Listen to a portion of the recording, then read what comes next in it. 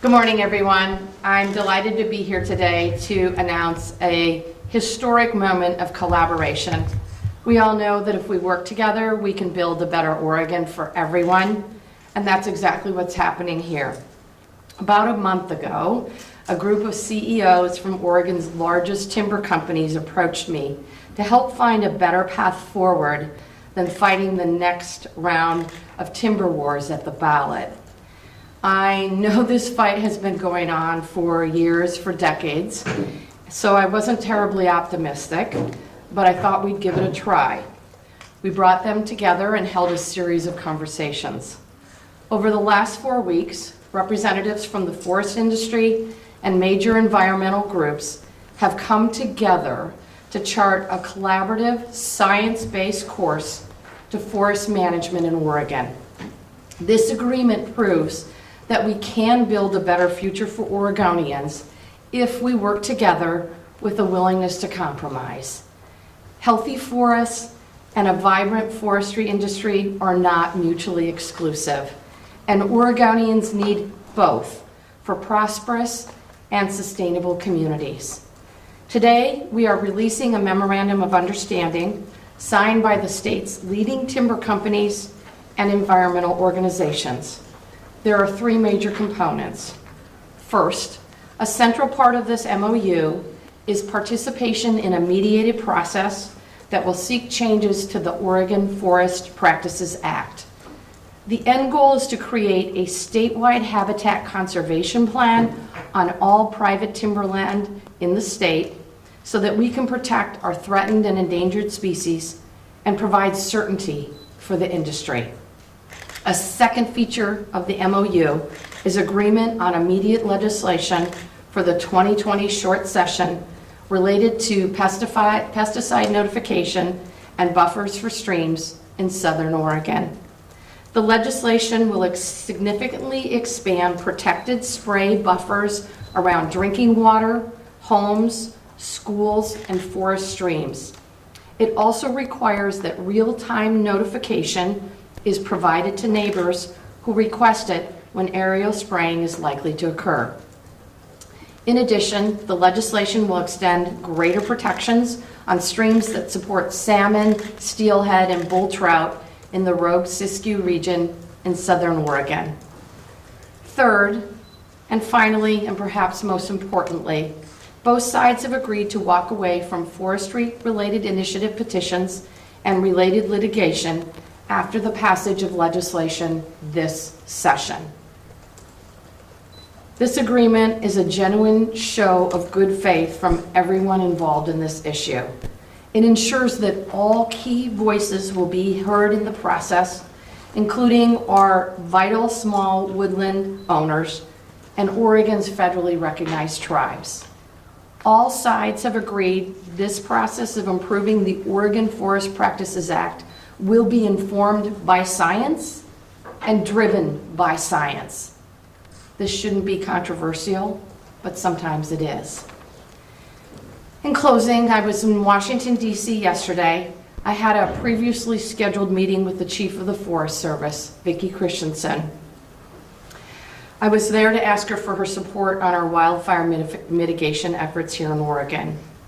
We were sitting in her office and she showed me the pen that Teddy Roosevelt used to sign the legislation that created the U.S. Forest Service.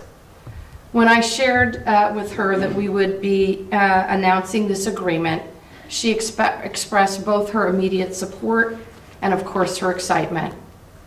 In the years to come, I hope Oregonians can look back at this historic day with similar reverence as one that defined the future of our state, our forests, and our rural communities.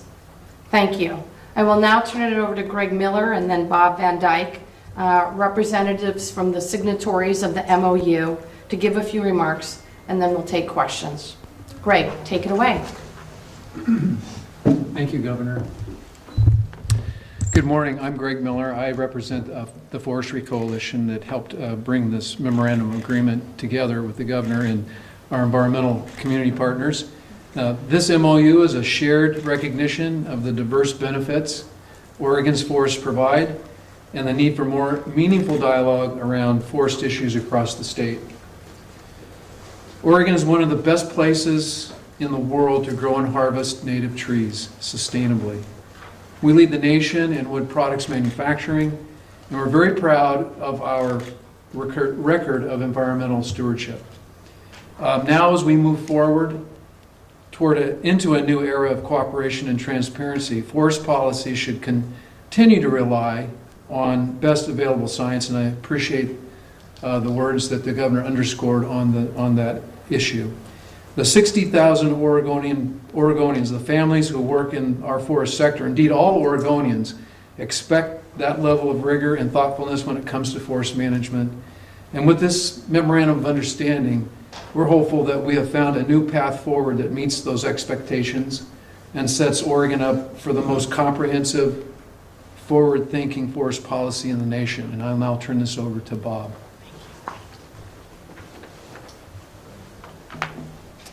Thank you, Governor, and thank you, Greg. My name is Bob Van Dyke. I work for the Wild Salmon Center, and I'm here representing the conservation interests in this memorandum of understanding.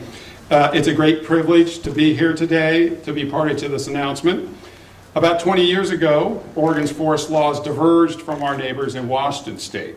Washington State worked through a difficult but collaborative process to reform their forest laws, and the results were major changes to better conserve wild salmon, protect clean drinking water, and also give the timber industry more regulatory certainty. In Oregon, we never developed that critical mass for compromise. Instead, we argued in front of the Board of Forestry, we filed litigation, we fought over legislation, and now we filed ballot measures.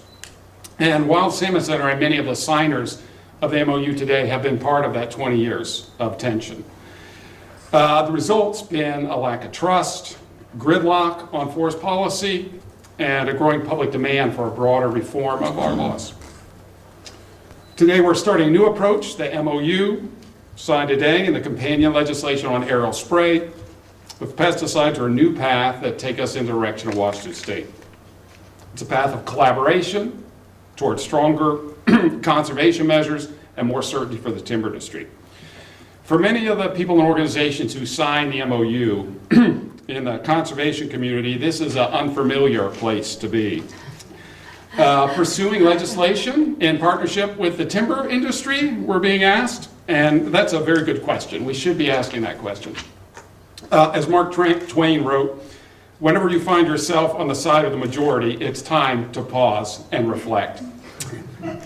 On reflection, we've decided to try something new. I want to acknowledge that this is not easy for anyone. And now on to the more difficult steps ahead after the legislation, working toward a habitat conservation plan for Oregon's forests.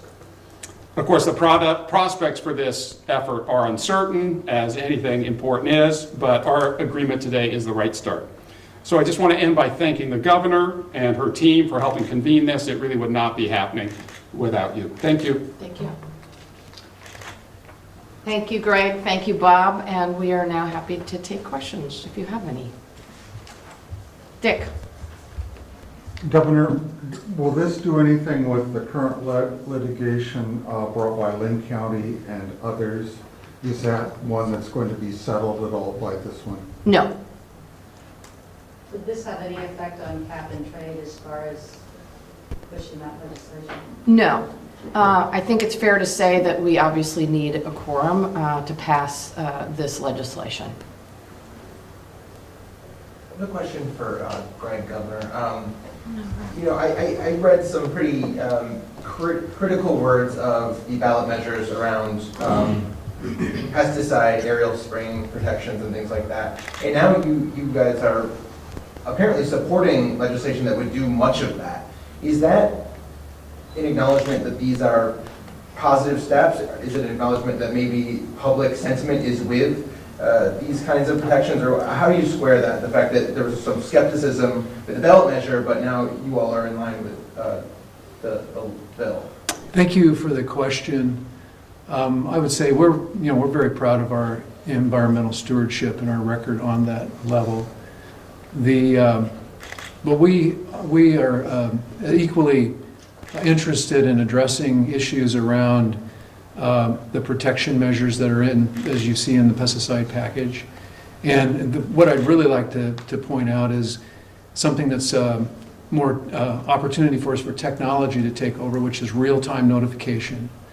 And also our ability to deliver what we have done in real time in terms of execution against the operation, and then having those records available within 24 hours. So we heard those concerns.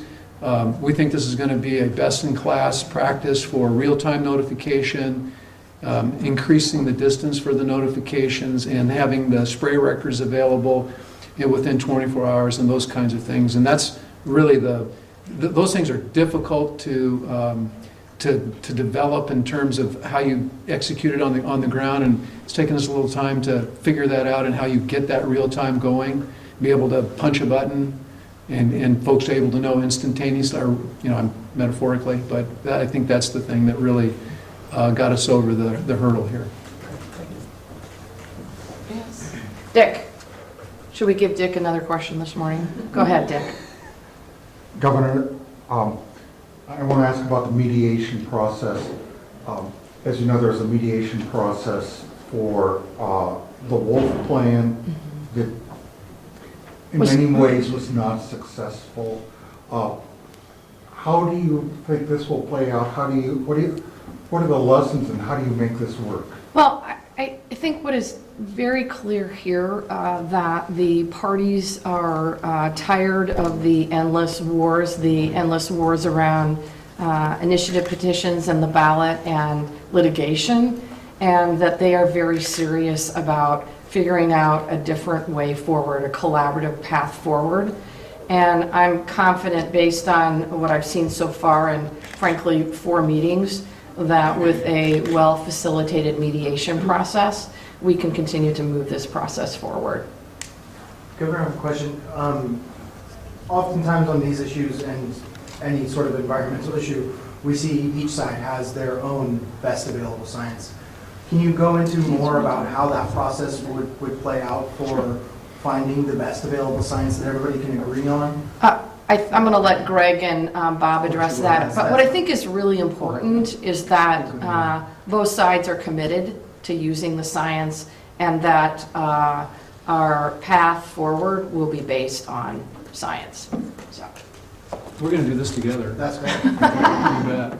But since I had a shot at it, I'll let Bob go first. Well, I'll just say, I think there will be differences over what the science means. That's inevitable in these kind of processes. But what we haven't had before is a specific goal that we're headed toward, which is getting a habitat conservation plan. And those exist in other states, and those will help drive the conversation, the science that exists around those. So I think there will be differences, but I think there's a common commitment to bring that science together to consider, with an understanding that both sides are going to need a compromise.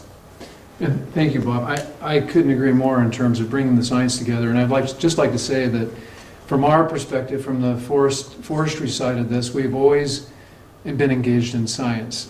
We have hydrologists, geomorphologists, wildlife biologists, forest biologists, fish biologists.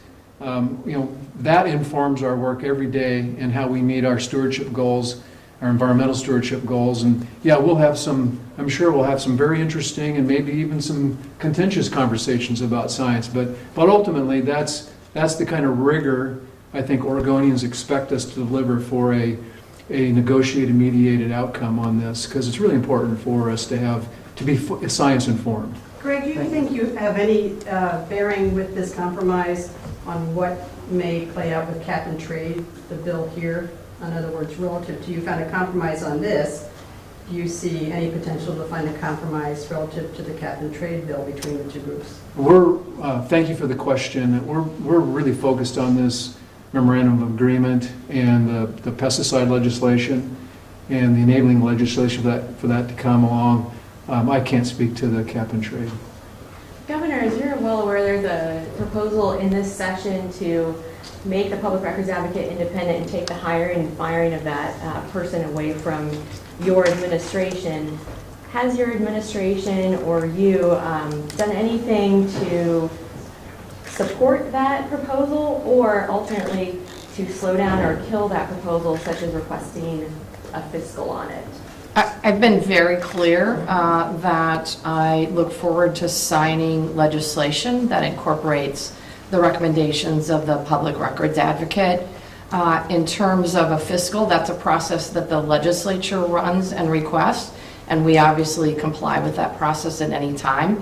But I look forward to signing the legislation that comes out of the PRAC recommendations. Do we have any more questions topical to hand that our guests are here to answer? Andrew. Yeah, hi. Andrew, and then we'll come back over. Go ahead. Hi, Greg and Bob. Could you just talk about maybe anecdotally, you come from adversarial sides. You have the environmental groups, we have forest industry, which typically has been adversarial. You seem to have established some connection. Was there some moment when you realized both of you, the other side, was serious about coming into a solution and that there was an element of trust introduced? Thank you very much for that question. Yeah, I was at Jake's and we had lunch. I'm just kidding. I think over the years, I've known Bob for many years, and I think some of it is a bit personality driven, but I also think that because of the times, the length of time that we have had these dialogues, I think we've talked to each other. Sometimes we talk past each other. We really recognize that this is the time, this is the historic moment where we can derive benefit for all Oregonians relative to environmental protections and the certainty that the business community needs. And I respect Bob's work and that he has done over the decades. So I'd answer it that way. Yeah, I just agree and say that I think the conversations we had gave us some optimism, and the fact that we got to this agreement is what makes us feel like there's something good ahead. And unfortunately, most conversations in the past have been through a third body or through the legislature, through a ballot. And this, thanks to the governor, we were able to sit down and talk at length. So that gives me some more optimism here. Andrew, I just have to say that I walked in on the first meeting and I knew folks were serious when I walked in, and the timber industry folks had their shirt sleeves rolled up and the enviros were in suits and ties. Just real quick, could either of you kind of just list out maybe some of the groups that you represent? Sure. For the Forest Coalition, we have Oregon-based companies like Roseburg, Lone Rock, Seneca. What about like the Oregon Small Woodlands? Oregon Small Woodlands folks have been, Oregon Small Woodlands have been very a part of this conversation. Stimson, Weyerhaeuser Company, Greenwood, Hancock. I don't want to forget anybody, but Hampton? Hamptons. Oh my gosh. Let me rephrase that. Hampton. Great leadership and encouraging us to move down this path. So, and you can see in the MOU, I believe, that there's a list of signatories there. Yeah. Yep, likewise, there are about a dozen conservation organizations, Oregon Wild, Oregon Stream Protection Coalition, Beyond Toxics has really been critical in getting to yes on this. Their history of working with the pesticide issues and their knowledge of the details of policy. Lisa Arkin was really a critical part of the conversation. Oregon League of Conservation voters. So you'll see there's about a dozen. Craig Laws Center is very helpful as well. One last question. Someone over here that hadn't asked. Yeah, and that is purely the next step in this process. What has to happen next? And if you have enough room to talk about it, the step after that. So what I think is critically important is that we move forward on legislation this session, and that's already being drafted, and look forward to getting that done. We're obviously talking about the mediation process and the steps to make that successful. And do you guys want to add anything else? I think that's it. All right. I think the legislation this session is absolutely key, honestly. Can I ask one more question? Sure. And this is again a Greg, sorry. I'm hearing the environmental interests say a habitat conservation plan is a way that we can really take a step forward that maybe we missed back when Washington was doing it, and I think they feel like Washington does a lot of things very positively. And from the forestry standpoint, what's beneficial potentially about a habitat conservation plan? My sense is it's certainty, but I don't really know. Well, thank you for that question. This process, what we strive to reach an HCP, But really, it sets a template for us to drive some certainty, some business certainty, because when we're in compliance with those measures like an HCP, that we have the durability and the certainty that comes associated with that, because you've got those things playing through that whole process. Thank you. And if I may just say briefly, really it's certainty for both sides, because we get some certainty about conservation commitments, and they get some certainty about their ability to manage their land. So really that attracts both sides of the conversation. Thank you all very much. Thank you. Can we get folks in the... Sure, yes. Thank you.